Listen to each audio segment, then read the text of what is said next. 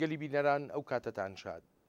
زۆر جارێک لە ئەستۆدیۆی بەشی کوردی دەنگی ئەمریکاوە کە گفتوگۆیەکی تایبەتمان سازداوە تایبەت بووە بە ڕەوشی سیاسی لە عێراقدا یاخوو هەلومەرجە سیاسیەکان لە زۆرێک لە ناوچەکانی تری جیهاندا و بە تایبەتیش لە ڕۆژهەڵاتی ناوەڕاستدا. گفتوگوی ئەم جارەمان تایبەت دەبێ بە گفتوگۆکردن لەسەر مەسەلەی ژینگە لە عێراقدا و ئەو کاریگەریانی کە بەسەر ژینگەی عێراقدا هاتوون و چۆنێتی باشترکردنی ئەم ژینگەیە. ئێستا لە ئەستۆدیۆی بەشی کوردی دەنگی ئەمریکا دکتۆر عەزام عەلووش کە یەکێکە لە پسپۆڕانی ژینگە میوانی بەشی کوردی دەنگی ئەمریکایە. دکتۆر عەزام زۆر سپاسی ئامادەبوون تەکەم.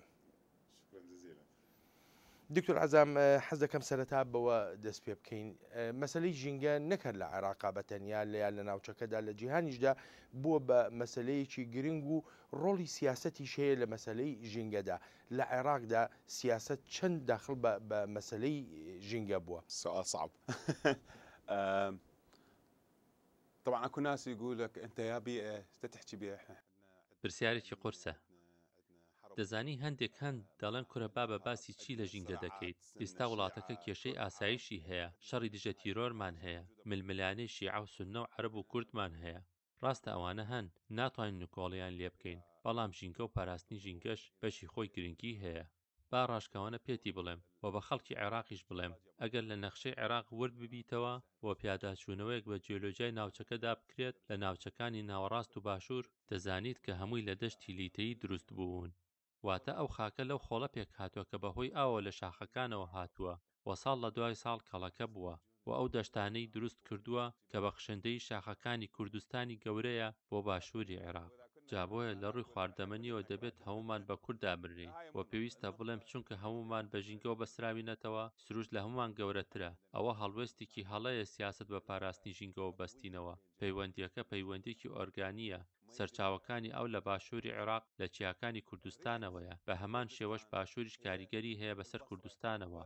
ئەوەی لە عێراق ڕوودەدات و ئەو تێکەڵکردنەی ژینگە و سیاست لە نەزانینەوەیە، وەک ئەوەی چۆن لە دێر زەمانەوە تا ئیستاش ئاوی هەردوو ڕووباری دیجلە و فورات بۆ ئاوەڕۆ بەکاردەهێنرێن لە عێراقدا، نەک وەک هۆکارێک بۆ پاراستنی ژینگە.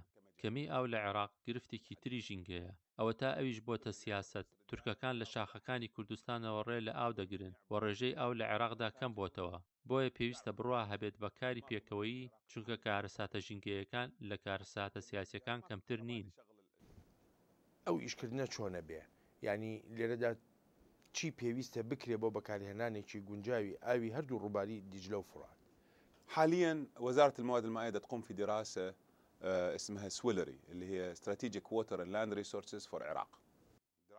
لە ئێستادا وەزارەتی سەرچاوە ئاویەکان دەستی کردووە بە لێکۆڵینەوەیەک بە ناوی لێکۆڵینەوەی استراتیژی بۆ بەکارهێنانی خاک و ئاوی وڵاتەکە.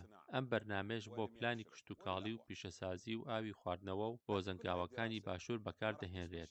بەڵام ئەم پلانە هیچ بەهایەکی نابێت ئەگەر نەگەێنە شێوە سەر و سەودایەک لەگەڵ ئێران و تورکیا و سووریاشدا سەبارەت بە چۆنێتی بەڕێوەبردنی سەرچاوەکانی دیجلە و فورات. لە ماوەی ئەم 30 ساڵەی ڕابردوودا عێراق داوای مافی خۆی دەکات بە پێی پەیماننامە جیهانیەکان بۆ بەکارهێنانی ئەو دوو سەرچاوە ئاویەی کە هەیەی. بەپێی ئەو پەیماننامانەش هیچ یەکێک لەو وڵاتانە ئەو مافیان نییە ئاوی دیجلە و فوراتمان لێ بگرن. بەڵام هەر وەک زانراوە یاسا نێونەتەوەیەکان تەنها بەسەر لایەنی لاوازدا دەسەپێنرێت و لایەنی بەهێز هەرگیز گوێ بەو یاسا و ڕێسایانە نادات. لەبەر ئەوە ئەگەر هەوڵەکانی عێراق هەر لە داواکردندا سنووردار بن ئەوە هیچ ئەنجامێکی نابێت، بەڵکو لەوانەیە بە شەڕ کۆتایی بێت. جا پرسیارەکە لەوەدایە پاش ئەو هەموو کارساتە ئایا پێویستمان بە شەڕی ترە؟ بۆیە بەکاربەدەستانی عێراق و هەرێمی کوردستانیش دەڵێم پێویستە پێکڕا کار بکەین و دانوستاندن بە شێوازێکی نوێ لەگەڵ تورکیا دەست پێ بکرێت. تورکیا دەیەوێت ئاو بفرۆشێت بە نەوت، کەسیش لە عێراق بە کوردستانیشەوە ناخوازێت مافی وڵاتەکە بفرۆشێت. بۆیە پێویستە شێوازی دیالۆگەکە بگۆڕدرێت لە وتوێژی سیاسیەوە بۆ وتوێژی بازرگانی، وەک کڕینی وزەی ئەلیکتریک لە تورکیا. کێشە نییە با ئەو وزەیە بکڕین، بەڵام بەمەرجێ تورکیا ئەومان لێ نەبڕێت. ئەمەش یانی لە ڕێی بەرژەوەندی ئابووری دوولایەنەوە دەگەینە ڕێککەوتن و هەردوو لاش سوودمەند دەبین. جوتیار و وەرزێری هەر یەکێک لەو وڵاتانە پێویستیان بە ئاودێری هەیە و بەبێ ئەو ڕێککەوتنە ئابووریە هیچ یەکێک لەو وڵاتانە ناتوانن ئەو خواستانە بهێننە دی. ئەمەی کە جەنابەت ئاماژەی پێدەکەی پێویستی بە ڕێککەوتنێکی سیاسی هەیە، وەکو خۆرخۆشە لە وەڵامی ئەم پرسیاری ڕابردووە باسی کرد. ئەو ڕێککەوتنە سیاسیە پێویستی بە نزیکبوونەوەی نێوان بەگدا و تاران و ئانکەرە و تەنانەت دیمەشقیش هەیە. لەم ڕەوشە سیاسی ناوچەکەدا لەو پەیوەندی خراپانی نێوان بەغدا و ئانکەرە ینی بەڕای جەناب شتێکی وا دەشێ بکرێ. سؤال جدا مهم سيدي. السياسة تتغير. پرسیارێکی زۆر گرنگە، بەڵام بە ئەومان لە یاد نەچێت سیاست بەردەوام لە گۆڕاندایە.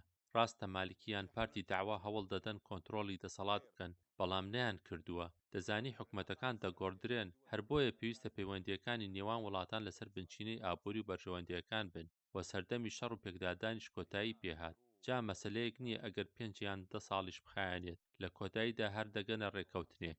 بە بەرپرسانی وڵاتە یەکگرتووەکانی ئەمریکاش دەڵێم لە بەرژەوەندی خۆتانە ئەگەر بەغدا و ئەنکەرە بە ڕێکەوتنێک بگەن، چونکە کۆتایی هێنان بە هەموو ململانیەکان لە ناوچەکەدا دەکەوێتە سەر بەرژەوەندی هاوبەشی بازرگانی. ئەم بەرژەوەندیەش لە نێوان تورکیا و عێراقدا ئێجگار گرنگ دەبێت بۆ کۆتایی هێنان بە ململانەی لەسەر ئاو کە هەروە دێو لە زیادبووندایە. ئەم هەنگاوەش پێویستی بە گۆڕینی شێوازی دانوستانەکان هەیە، وەک پێشتر باسم کرد. ئەوە تا ئەوروپایەکان لە پاش دووەم شەڕی جیهانی بازاری هاوبەشیان پێکهێنا و ئەنجامەکەشی ئەم یەکێتی ئەوروپایەیە کە ئەمڕۆ دەیبینین. بۆیە ئەو جۆرەیە گرتوویە ئابووریە بۆ ڕۆژهەڵاتی ناوەڕاستیش دەشێت و پێویستیشە. دکتۆر عەزام بە لە مەسەلە سیاسەکە بینە دەرەوە بڕێگە لەسەر ژینگەی ناو عێراق بمێنینەوە. بەڕای جەنابەت ئاستی هوشیاری خەڵکی عێراق بۆ پاراستنی ژینگەی وڵاتەکەیان چەندە؟ ینی ئایا یارمەتی دەرە بۆ ئەوەی کە ژینگەیەکی خاوێن و ژینگەیەکی سازگار لە عێراقدا بێتە ئاراوە؟ الوعي البيئي ما يصير بيوم وليلة. هوشیاری ژینگەیی هەروە لە شەو ڕۆژێکدا دروست نابێت. ساڵی 2003 کە گەڕامەوە بۆ عێراق یەک پارچە پلاستیک چی بوو وەک بوتڵی ئاو لەسەر شەقامەکاندا نەمدەبینی. بەڵام ئێستا ئێجگار زۆرە، خەڵک ئاوەکەی دەخواتەوە بوتڵەکە فڕێدەدات. ئەمەش لەبەر دوو هۆکار، یەکەمیان باشبوونی باری ئابووری تاکەکانی کۆمەڵگایە و دووەمیشیان نەبوونی هوشیاری ژینگەییە. بۆ نمونە کاتێک خەڵک دەچنە سەیران، دەزانی چ کارە ساتێک لەو دەشت و دەرەت جێدەهێڵن؟ تەنانەت هوشیاری ئەوەش نییە ئەو شوێنەی سەیرانەکەی لێ دەکات خاوێن ڕای بگرێت. بیر لەوە ناکاتەوە ئەگەر هەفتەی ئایندە خۆی نەبێت کەسێکی دەچێتە ئەو شوێنە. پارێزگاریکردن لە سروشت، پارێزگاریکردن لە پیرۆزیەکان.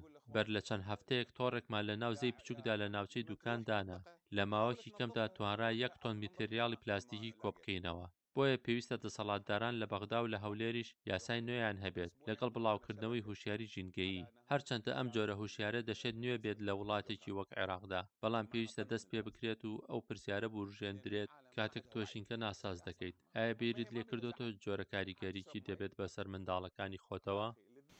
دکتۆر عەزام ئەوەی کە جەناب باسیەکەی شتێکم بیر دەخاتەوە.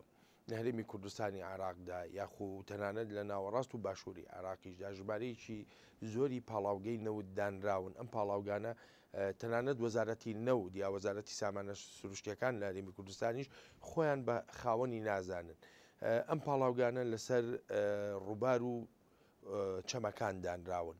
ئەمە لای زۆر کەس کارەساتێکی ژینگەیی دروست کردووە. جەنابەت وەکو پسپۆڕێکی بواری ژینگە هیچ شتێکان لەگەڵ حکوومەتی هەرێمیان لەگەڵ حکوومەتی عێراقیدا کردووە بۆ چارەسەرکردنی ئەو کێشەیە؟